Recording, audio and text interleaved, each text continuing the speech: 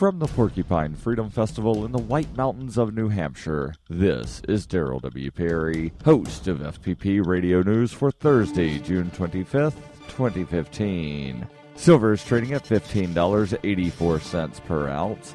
Gold is valued at $1,174 per ounce. And according to BitcoinAverage.com, the average price of Bitcoin is $245.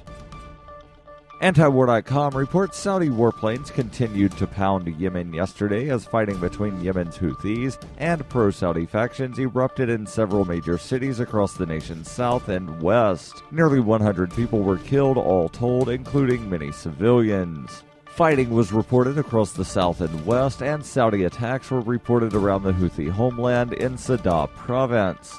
Aden appears to have seen the heaviest fighting, with both sides trading shelling, many which hit residential areas. The fighting between the Houthis and the remnants of the pro-Saudi government has lasted for months with little sign of significant territorial change. Instead, it is just leaving huge civilian death tolls across the country and a growing humanitarian crisis. Peace talks last week aimed at resolving the war failed, though the Houthis are said to be holding a new round of talks with one of the other factions, the Southern Secessionists, in neighboring Oman. This, of course, would not end the Saudi war, but might give some momentum to a settlement of the conflict and the installment of a new government.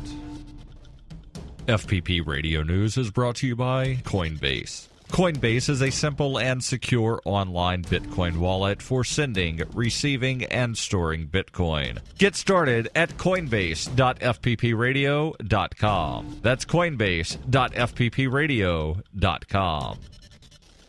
UPI reports about 1,000 people were evacuated from their neighborhoods in Southern California Wednesday after a wildfire started and spread quickly, consuming more than 100 acres and threatening homes in the area. The Cowgrove fire started about 1:30 p.m. local time on Wednesday along Interstate 5 in the Santa Clarita area, about 30 miles northwest of downtown Los Angeles. By 3 p.m., 3 alarms had been called to the flames, according to CBS. The Los Angeles County Sheriff's Office issued the mandatory evacuations of about 1,000 people in close proximity to the fire and said it was threatening a mobile home park nearby. A portion of Interstate 5, a major thoroughfare that passes north-south through the Los Angeles metro area, was shut down in both directions by the California Highway Patrol. Hundreds of firefighters and 4 helicopters were battling the fire Wednesday afternoon. Officials said a firefighter and a prison inmate who were both fighting the fire sustained minor injuries. Authorities also said that weather conditions were making the firefighting effort a bit more challenging as temperatures surpassed 90 degrees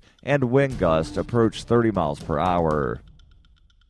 For over 35 years, Roberts & Roberts has been a trusted source for buying and selling your investment-grade precious metals. They also take Bitcoin for precious metal purchases and permanently removed the minimum purchase order for all orders paid in the digital currency. Call Roberts & Roberts today for knowledgeable advice on investing and a forward-thinking approach to new technologies. 850-478-5270 or online at rrbi.co.